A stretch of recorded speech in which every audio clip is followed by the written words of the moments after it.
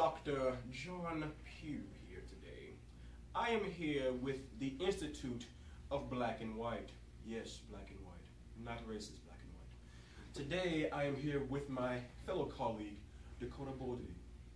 How are you doing? Doing well. How about you, John? Very, very good. Very, very good. Today we are literally going to go out into the wild of the world and find out some very interesting questions from our so-called research that we have at our institute.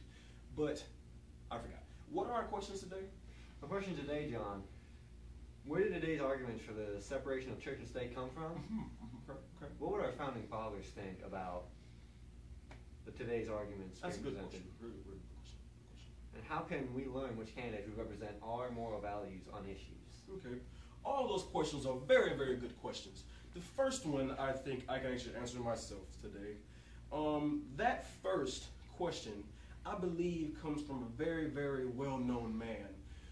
Thomas Jefferson, I can tell you this himself, when he came up with this quote of the separation of church and state, it was merely meant at first for literally just the church staying out of state values, not the state staying out of church values. With that, it was first written in in a letter to the Danbury Baptist on January 1st, 1802. His purpose of this letter was to assuage the fears of the Danbury, Connecticut Baptists, and so he told them that his will had been erected to protect them. Pretty much saying it in general, you got to understand, this man knew what he wanted to happen, and we messed it up. But hey, we're America. That's how it happens. Everything to say? Well, my thing to say is, John, how exactly do we come away from the separation of church and state being the state saying out of church values instead of the church coming into state values? And that is what we're going to find out today. Thank you for y'all talking to us today and watching our video. Hope y'all learned something. I decided to pick the first question up for grabs. And now that my colleague Dakota Beaudry is gone, I can finally be myself. I'm about to go do this thing right here, man. I'm trying to tell you right now, I'm going to do this thing. I got this question. What would our founding fathers say about the argument being presented today? Now, think about it. I decided to interview a black man. Now, a black man, he may just shoot you, but that's okay. I got protection. What I'm about to do is, I'm about to go interview a man named Carl Matthews. Mr. Carl Matthews is a very prestigious policeman in the area. Now, here's what we are here today with Mr. Carl Matthews, a very prestigious policeman in our area. Now today, sir, I have one question for you, and you can choose to answer it or not. It's okay, we can go somewhere else. But I want to know your thoughts on what would our founding fathers think about the argument of the separation of church and a state. I think the founding fathers would probably be rolling over in their grave in regards to the level of separation that is trying to be pushed into our society.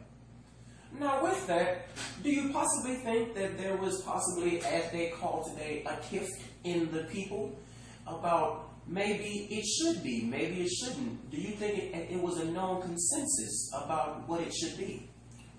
I think in order for it to make it into the Constitution, there had to be a quorum, a vote taken, and it probably was chopped 3 or 4 times before it made it to the First Amendment of the Constitution. So it had to be voted and voted into the Constitution. So yes, I'm sure there was a couple of dissenters on some of the verbiage, but not the underlying principle. I think that's some very good information today. Now that we're done here, time to talk to my colleague Dakota Beaudry on his question. Dakota Beaudry from the Black and White Institute of Governmental Research. I'm joined today by Master Chief Tom Beaudry from Air Station Miami. I'm asking you, sir, how would you best find a candidate to support your moral values on important issues today? Dakota, that's a good question. First, you have to know when looking up for a political candidate what party they're affiliated with. What are the main parties that one can be affiliated with in today's government?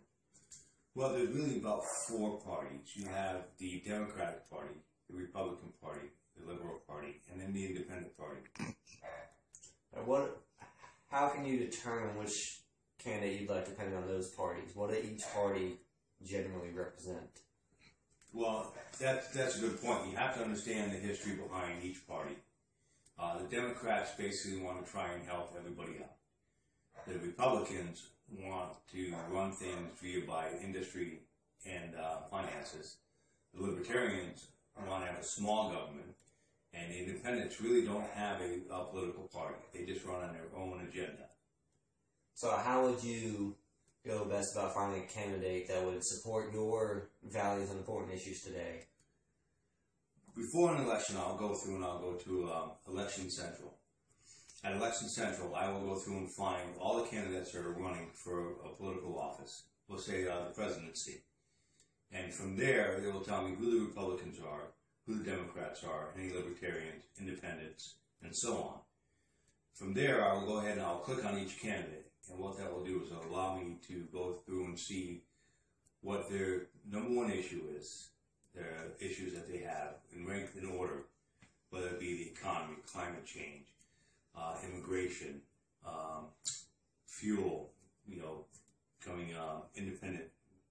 So from there, it also shows me what church affiliated they were, whether or not that he is married, if he has any children, where he grew up, and from there I can also find whether or not he was in a federal or local government, and then I can go through and search a little further in there and see what he has done in the past on issues that he is currently running up on now.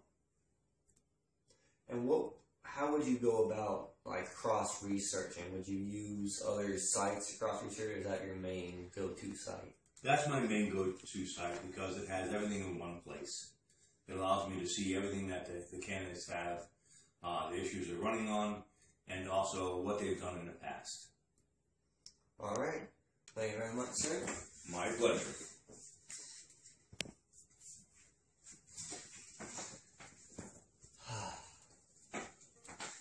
All right, guys. We've learned a lot here today, so we're going to go back to me and John in the studio, and we're just going to recall what we did today. See you guys later. We found some very, very, very, very interesting stuff today, but Nice accent there, John. I'm sorry. We're back in office. We found some very, very, very interesting things today. Dakota, what did you find? And I found out how to get a high-ranking member in the Coast Guard, how their political views and how they would find out a candidate who would represent them on important moral issues. see, he said all that. We ain't got time for all that. My man pretty much told me his opinion. Mr. Carl Matthews spoke his opinion on the matter, and I believe his opinion thoroughly. Now, I guess there's only one more thing left to do. We're done.